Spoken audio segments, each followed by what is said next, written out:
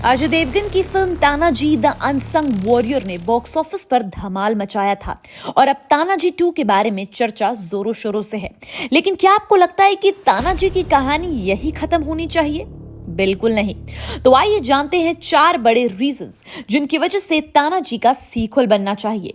तो number 1 reason है तानाजी का असली स्ट्रगल अधूरा है। अब film Tanaji the unsung warrior में तानाजी मालुसरे की वीरता को एक शानदार तरीके से पेश करते हैं, लेकिन उसकी जर्नी का कुछ हिस्सा और भी गहरा है। तानाजी का स्ट्रगल सिर्फ एक वॉर तक लिमिटेड नहीं था, बल्कि उसके बाद के इंसिडेंट्स और उसके जरिए किए गए सैक्रिफाइस को और अच्छे से दिखाना जरूरी है। तो पार्ट 2 में तानाजी के बाद के इंसिडेंट्स एंड उनकी अधूरी कहानी को दिखाने का भी स्कोप है। फिर नंबर 2 है तानाजी और शिवाजी की जर्नी। अब शरद केलकर ने छत्रपति शिवाजी महाराज का कैरेक्टर फिल्म तानाजी में निभाया था और वो इस बार भी ये रोल निभाएंगे। वैसे शिवाजी महाराज और तानाजी काफी ज्यादा बेहद रिश्ते में थे। तानाजी ने शिवाजी महाराज के लिए सैक्रिफाइस किया, पर फिल्म में इस कनेक्शन को और भी गहराई से दिखाना जरूरी था।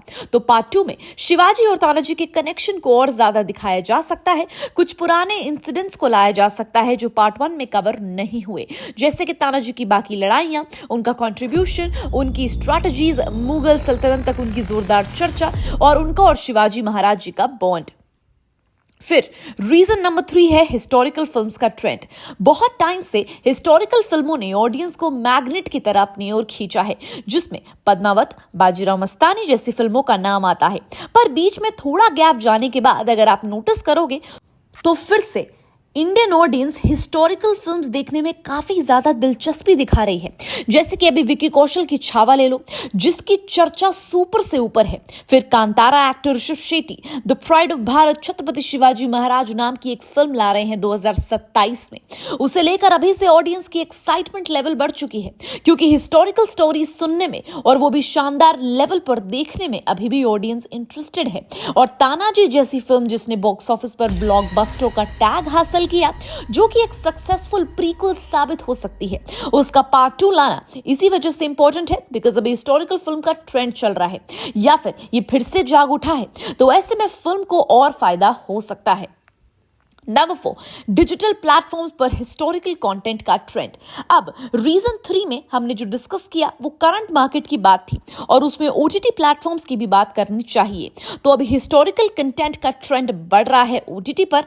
नेटफ्लिक्स, अमेजॉन प्राइम जैसे प्लेटफॉर्म्स पर हिस्टोरिकल ड्रामास और डॉक्यूमेंट्रीज में काउंट में ग्रोथ आती है।